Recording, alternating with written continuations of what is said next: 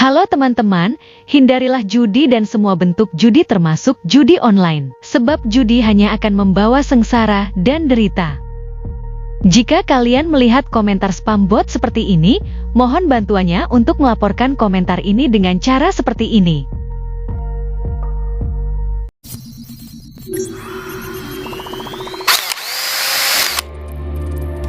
Assalamualaikum warahmatullahi wabarakatuh. Selamat datang kembali di Rio Hotspot Channel. Timnas U22 tanggal 8 ini main loh di SEA Games. Lawannya itu Filipina dan Myanmar. Sebab cuma 3 tim aja di grup C ini usai Kamboja mundur. Karena kan Kamboja lagi perang nih sama Thailand. Nah, di Timnas U22 itu ada sejumlah pemain diaspora loh, seperti Dion Mack, Mauro Zylstra, Ivar Jenner gitu kan. Ya meskipun Marcelino Ferdinand katanya sih gak batal gabung lantaran cedera. Tapi kok kenapa ya nggak semenarik ajang SEA Games yang sebelumnya? Padahal ini SEA Games loh, yang di edisi sebelumnya Timnas Indonesia itu raih emas di SEA Games. Tapi kok sekarang peminatnya malah menurun ya? Biasanya di Indonesia itu tiap timnas main mau di kelompok usia berapapun, itu pasti heboh dan rame ya. Enggak juga sih sebenarnya. Kenapa enggak juga? Timnas Indonesia rame dan juga heboh di semua ajang itu kan karena semenjak dilatih Sintayong aja, benar nggak sih? Karena ya sebelum timnas dilatih oleh Sintayong, kita sama-sama tahu lah ya, mau itu timnas senior, timnas U23, timnas U17, di ajang apapun pasti sepi peminat. Betul apa betul? Ayo. Dulu kita tuh nonton timnas tuh apa ya, kayak gimana gitu ngerasanya. Yaudahlah timnas mainnya paling juga kalah, paling juga keok, wah dibantai lagi nih mah. Jadi seolah-olah nggak ada harapan kalau nonton timnas itu yang mungkin sebagian besar orang rasain lo ya. Kecuali memang mereka yang benar-benar apa ya, sangat cinta sangat timnas gitu kan, dukung timnas. Kalau kebanyakan orang lihat timnas itu main ya mau disiarin kek atau enggak kek ya bodo amat lah, udah nggak menarik lah, pasti juga keok. Ayo, bener nggak punya pikiran kayak gitu? Tapi usai Covid, Sintayong melatih timnas dan mulai enak ditonton permainannya, barulah timnas itu rame di segala kelompok usia. Mau main dimanapun, timnas itu pasti rame lu ya. Di era itu, setiap segala sesuatu yang berhubungan atau berbau dengan timnas pasti heboh dan rame. Ada pemain baru timnas, rame. Ada jersey baru timnas, rame juga. Ada program baru timnas, rame juga. Tapi lihat sekarang, padahal ya yang sekarang itu udah dikasih ini itu, udah dikasih embel-embel segala macem, seperti tambahan pemain diaspora lah. Terus juga jersey timnas U22 di SEA Games ini pun udah pakai Mills lagi lah. Dan kabarnya di bulan Januari ini akan ada jersey baru timnas, bukan lagi dari Erspo katanya, tapi dari aparel baru dengan desain yang wah katanya. Tapi kok nggak serame kemarin ya? Dulu kalau timnas mau ganti pemain, jangankan hari H-nya ya, sebulan 2 bulan mau ganti jersey, udah ada kabar mau ganti jersey nih katanya. Itu udah beramenya di mana-mana, diupload sana sini. Betul apa betul? Lah sekarang timnas U22 main di SEA Games lo ya. Ini SEA Games lo ya, yang 2024 kemarin, 2023 pada ya, 2023 kemarin dapat emas lo. Tapi apa? Anyep cuy, kayak kurang menarik perhatian. Ya apa yang terjadi di PSSI sekarang ini sebenarnya sebuah pelajaran sih buat Erick Thohir. Padahal udah banyak contohnya ya. Ketika PSSI dekat dengan yang namanya Thoel, maka PSSI akan hancur. Tapi kita lihat ya contohnya ya, era Iwan Bule yang jauh dengan Thoel, kan PSSI meskipun nggak setenar, nggak secari popularitas sekarang, tapi hasilnya ada dan disanjung-sanjung timnasnya oleh netizen dan masyarakat. Ya inilah ambisi yang kebablasan.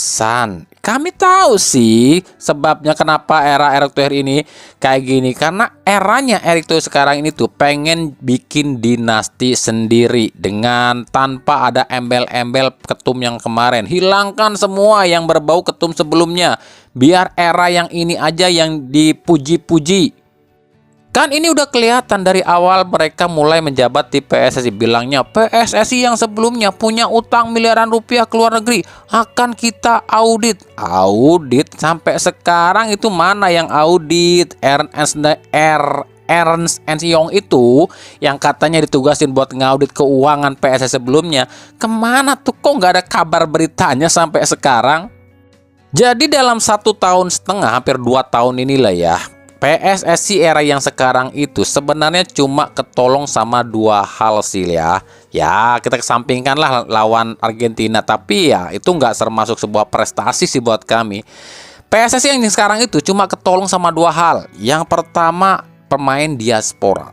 Yang kedua sama Sintayong, dan itu sebuah fakta loh. Tanpa 2 hal ini PSSI yang sekarang mungkin ya nggak dikenal kali ya. Dan sialnya 2 hal ini bukanlah gagasan PSSI yang sekarang. Pemain diaspora itu pertama ada di timnas Indonesia itu siapa ya? Eranya Iwan Bule ya. Itu Jordi Amat, Sandewo, Sen Patinama. Setelah itu ada siapa? Ivar Jenner, Rafael Strijk, dan juga Justin Hubner ya. Nah, pemain-pemain diaspora ini diasah, dibentuk, dibagusin dengan permainan dari Sintayong sehingga masyarakat pun mulai enak melihat permainan timnas. Terbukti ya pencapaiannya seperti round 1, round 2, round 3 yang belum pernah kita rasakan, itu pun kita capai juga. Nah kemudian masuklah pemain-pemain seperti Martin Pas, Emil Audero, Calvin Verdong, Jai Ijes, Toha, Eliano, dan Ragnar.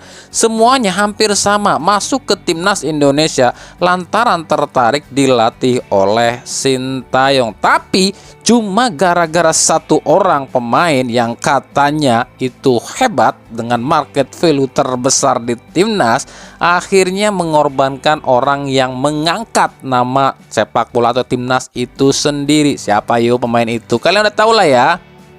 Kami pribadi nggak pernah menyalahkan Erick Thohir karena memecat Sintayong, itu hak mereka loh ya. Cuma gini loh, seandainya saja dipecatnya itu bukan di pertengahan sebuah kompetisi dan penggantinya pun lebih bagus dari Sintayong, mungkin nggak semenyakitkan ini. Jadi ya kalau sekarang setiap event yang digelar PSSI termasuk SEA Games yang sekarang ini kurang menarik, ya harusnya mereka introspeksi diri, bukan malah cari kambing hitam.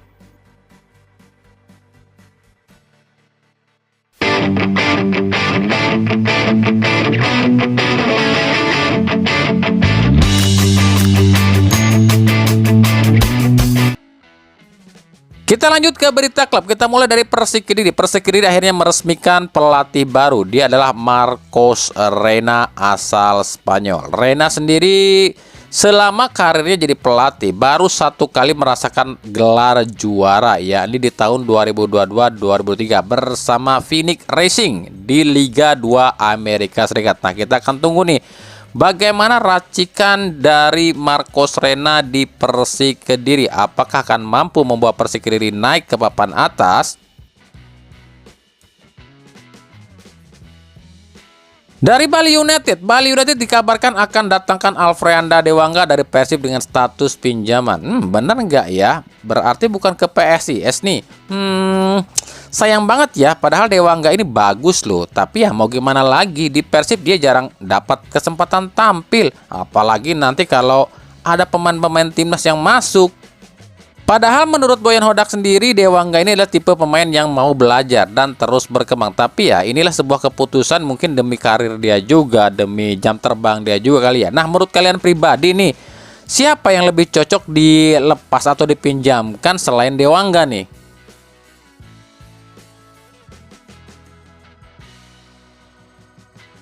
Dari Borneo FC, pelatih Borneo FC Fabio Lefundes emosi saat timnya ini banyak yang meremehkan saat lawan Persib. Menurut Lefundes, barang siapa yang meremehkan timnya berarti dia nggak paham sepak bola. Aduh, di si Lefundes ngambek besar cuy. Ini buat kami agak bahaya buat Persib sih. Kalau Persib memang meremehkan Borneo FC, ya ini petaka buat Persib. Dan aduh gimana ya, agak mengerikan, mengkhawatirkan juga. Makanya kita lihat nanti nih, siapa yang akan menang di laga ini dan seperti apa strategi Lefunde saat lawan Persib. Nah kalau Persibnya memang lengah, aduh habis deh Persib. Borneo FC sendiri kabarnya akan melepas ataupun meminjamkan salah satu pemain asingnya, yakni Aidar Simanca, ke tim Liga 2 PSIS Semarang. Nah tuh, ini ada kaitannya nih dengan pemain asing yang akan masuk ke Indonesia di putaran 2, yakni back ya. Siapa kemarin? Veljko Pilivovic ya. Apakah si Veljko ini adalah pengganti Aidar nih?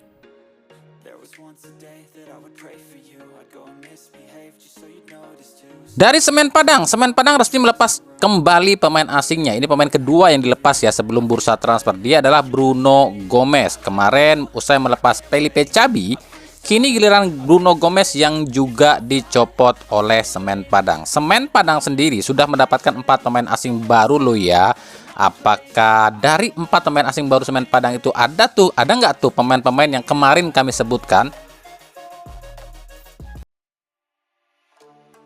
Oke, selanjutnya ini kita akan jawab sebuah pertanyaan soal William Marcilio. Ini banyak banget yang tanya ke kami di DM, tapi kami baru bisa bahas loh ya. Karena kan banyak yang nanya, Bang, kenapa sih Marcilio ini 2 tim di Liga Indonesia cuma sebentar-sebentar doang? Oke, kita coba analisa sedikit ya. Di Arema sendiri, William Marcilio itu tampil 19 kali loh, cetak 5 gol dan 6 assist. Tapi dicopot lantaran kisruh dengan pelatih siapa ya? Zé Gomes waktu itu. Karena menurut Zé Gomes, Marcilio ini attitude-nya buruk ya. Kami pun nggak tahu itu attitude buruk tuh apa maksudnya. Di Persib sendiri hanya tampil 7 kali di Liga dan 2 kali di ACL 2 dengan cetak 2 assist saja. Di ajang resmi loh ya. Padahal di awal kedatangannya ke Persib, ini pemain digadang-gadang bakal jadi pemain terbaik loh secara gitu loh. Dia pakai nomor 10 di Persib yang musim kemarin dipakai oleh Tyrone Del Pino yang jadi pemain terbaik. Jadi ekspektasi boboto pun ya cukup luar biasa pada Marcilio. Tapi setelah kami lihat dari daftar riwayat Marcilio di semua klub yang pernah dibelanya, ya hampir sama. Rata-rata itu cuma setengah musiman dan sering dipinjamkan juga oleh klubnya. Di Persib sendiri, Boyan Hodak bilang Marcilio ini tuh cuma nggak mau berubah alias nggak mau ngikutin instruksi. Jadi kalau main itu si Marcilio ini tuh sadaek na manehna lah. Jadi kumaha cek manehna lah. Intinya si Marcilio ini tuh nggak mau ngikutin instruksi pelatih. Bahkan ada kabar saat lawan LCS kemarin, bukan cuma Hodak yang emosi sama Marcilio, tapi juga beberapa pemain Persib pun emosi terhadap sikap dan juga apa yang dilakukan oleh Marcilio di laga ini. Seperti Toha, Maklok, dan juga Barba juga emosi nih sama Marcilio nih. Jadi di sini dengan apa yang terjadi di sini kami bisa ambil kesimpulan bukan soal sifat atau tingkah laku Marcilio yang buruk lu ya. Karena kalau yang kami tahu dia ini orangnya ramah, baik juga sih. Tapi menurut kami cuma mungkin egonya aja yang terlalu tinggi. Dia ini nggak mau diatur-atur sama yang namanya pelatih. Yaitu susah. Seorang pemain bola ketika masuk ke sebuah tim gak mau diatur oleh pelatih, ya susah dapetin klub. Kenapa?